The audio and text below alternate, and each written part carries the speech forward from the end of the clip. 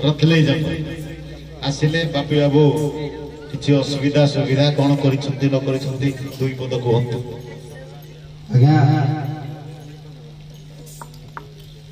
माने कथार कहती माता सिना जने पुत्रर वेदना कही के परिबा गरीब गुहारे गरीब बुझाई बुझे के परिबा साउ तेणु बापी बाबू आमर दंड जगतर जने सुनाम धन्य कलाकार से जेहेतु निमंत्रण देइछथि उभय पक्ष दंड दल विचारक महोदय एवं रात्रि रे जो आयोजन करिसिले ताहा गाँ मते विचार पारुना आज तेणु से समागम समस्त को शांति लाभ करने जी अवदान एवं समस्त कार्यकलाप निभाई मु भावुची जे भगवान दीर्घायु करतु तांकर चलापथ कुसुमित हो तांकर परिवार को भगवान घंट घोड़े रखी था ये कला संस्कृति की निजे कलाकार हिसाब से जो आतिथ्यता देते भाषा खाली वर्णना कर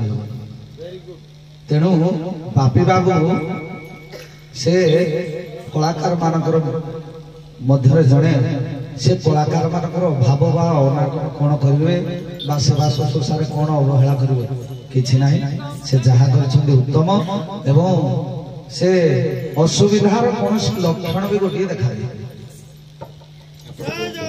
सर देखु भाई तो आमर कहले जे बापी बाबू आमर जड़े दंड कलाकार सुनाम धन्य दंड कलाकार खाली दंड कलाकार नु सुनाम धन्य दंड कलाकार तांकर दंड परिवेशन अति उच्च कोटीर तेणु से माने जानिचंती बापी बाबू जानिचंती जे कलाकार मानकर सुविधा कौन असुविधा कौन तांको संपूर्ण भाव में तांकर ज्ञान अछि तेणु उभय दंडपाटीर कलाकार मानकर कौनसी प्रकार असुविधा हला भले कार्य से करि नांती तांको जेते साधुवाद देले मध्य कम हबो कलाकारंकर मन जानी खाद्य पेय तापरे ए ग्रामवासी माने मध्य काली ठारू आज पर्यंत हमर कलाकार मानकु अति उच्च कोटीर मान सम्मान देइछंती राति संध्यारू आज सकाळ पर्यंत ए दुई दल दंडपाटीर नृत्य गीत को आनंदर सहित बसी उपभोग करिछंती कलाकार मानकु सहयोग करिछंती तेणु से धन्यवाद देवी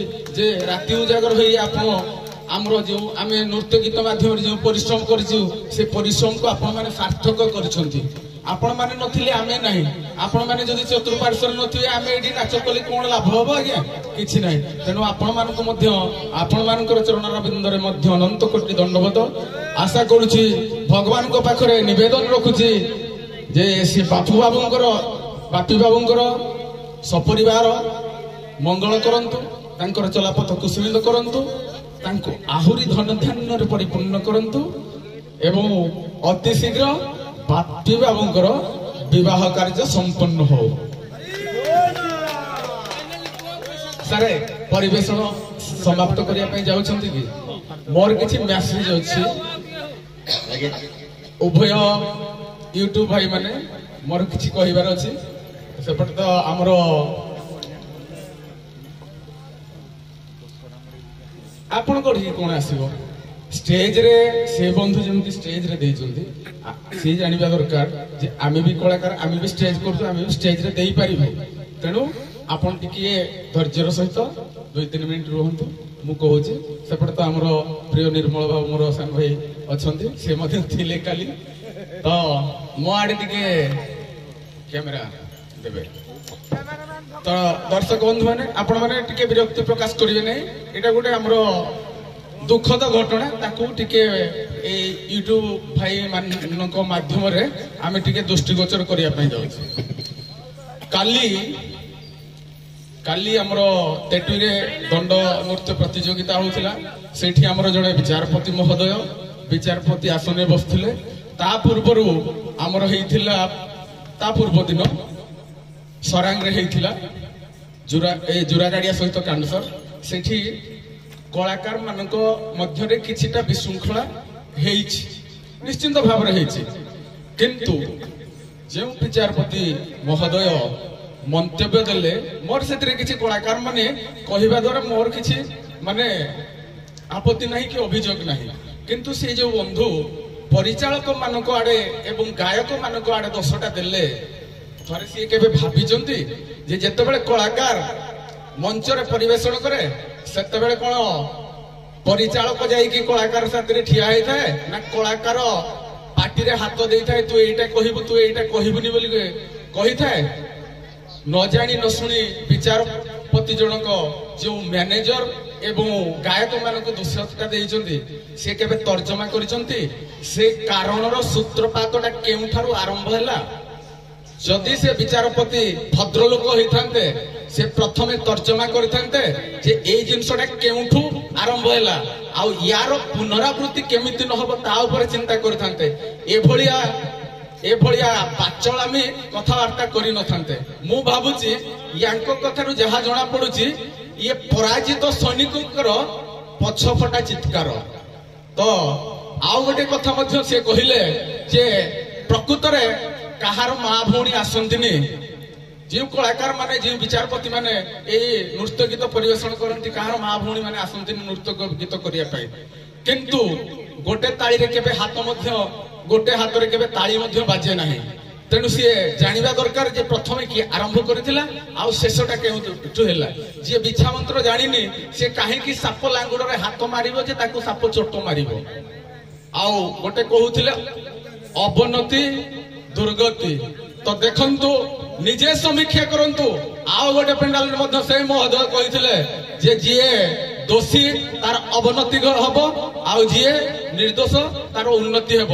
ଥରେ ତର୍ଜମା କରିକି ଦେଖନ୍ତୁ, ନିଜ ଭିତରକୁ ନିଜେ ଝାଙ୍କିକି ଦେଖନ୍ତୁ କାହାର ଅବନତି ଘଟିଛି ଆଉ କାହାର ଉନ୍ନତି ଘଟିଛି। କୋଉ ପୁଅ କୋଉ ଜାଗାକୁ ଗଲଣି ତମେ ଆହୁରି କଥା କହୁଛ, ତମକୁ ଲଜ୍ଜା ଲାଗୁନି? ତମର ଯଦି ସତ୍ ସାହସ ଅଛି ଉତ୍କଳୀୟ ଦଣ୍ଡ ସଂସ୍କୃତି ସମାଜ ମଙ୍ଗଳ ସଂଘରେ ସମସ୍ତ ପରିଚାଳକ ମାନେ ଥିବେ, ସମସ୍ତ କଳାକାର ମାନେ ଥିବେ, ସମସ୍ତ ଜଜ୍ ମାନେ ଥିବେ। ମୁଁ ତମକୁ ଆହ୍ୱାନ କରୁଛି ତମେ ଆସ ମୋ ସହିତ ବିତର୍କ କର। ତମେ କହିବ ମୁଁ କାଟିବି, ମୁଁ କହିବି ତମେ କାଟିବ। ତୃତୀୟ ବ୍ୟକ୍ତି କେହି ହସ୍ତକ୍ଷେପ କରିବେନି। ଯଦି ସତ୍ ସାହସ ଅଛି ଆସ। ଉତ୍କଳୀୟ ଦଣ୍ଡ ସଂସ୍କୃତି ସମାଜ ମଙ୍ଗଳ ସଂଘ ସଭାପତିକୁ ଦରଖାସ୍ତ କର। ଆସ, ତମେ ଥିବ ମୁଁ ଥିବି, ଅନ୍ୟମାନେ ଥିବେ। ତମେ କଥା କହିବ ମୁଁ କାଟିବି, ମୁଁ କଥା କହିବି ତମେ କାଟିବ। এইটা মোর তোমাকে আহ্বান, এই ইউট্ୟୁব মাধ্যমে তোমাকে মু আহ্বান করছি। এবং আউ গোটে জিনিস কହୁଥିଲେ কোন না মা ভৌণী কথা। মা ভৌণী কথাটা কিଏ প্রথমে আরম্ভ কলা সেইটা আগ বুঝ, তারপরে যাইকি মন্তব্যটা ଦେଇଥିଲେ ভাল হইতান্তা। মু ভাবুছি আপন যদি প্রথমরু জিনিসটা মো সহিত কিংবা যে পার্টি সহিত হয়েছি তা সহিত যোগাযোগ করিথান্তে, ঘটনাটা কোন ঘটিছি তার তর্জমা করিথান্তে, তারপরে মন্তব্যটা ଦେଇଥିଲେ সুন্দর হইতান্তা। কিছু ন জানি কিଏ কহিলা কা কথারে আপন ডেইবাটা ঠিক হেলানি। ଆଉ ଜଣେ କଳାକାରକୁ କହିଲେ ଜଣେ ବିଚାରପତିଙ୍କର କାହିଁକି ଏତେ ଦର୍ଦ ହଉଛି ମୁଁ ବୁଝିପାରୁନି। କଳାକାରଙ୍କର କଥା ଷ୍ଟେଜରେ ବୁଝିବେ।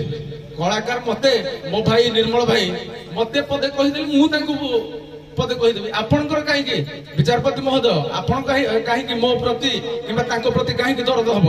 ତେଣୁ ମୁଁ ଆପଣଙ୍କୁ ଆହ୍ୱାନ କରୁଛି, ଆପଣ ଯଦି ଚାହିଁବେ ଉତ୍କଳୀୟ ଦଣ୍ଡ ସଂସ୍କୃତି ସଭାଗୃହରେ ଆପଣ ମୋ ସହିତ ବିତର୍କରେ ଭାଗ ନେଇପାରିବେ। ଏତିକି କହୁଛି। ଆଶା କରୁଛି ଆପଣ ମୋର ଭିଡିଓଟିକି ଦେଖି ଖୁସି ହେବେ ବା ଦୁଃଖୀ ହେବେ, ସେଟା ଆପଣଙ୍କ ଉପରେ ନିର୍ଭର କରେ। ଜୟ ଜଗନ୍ନାଥ।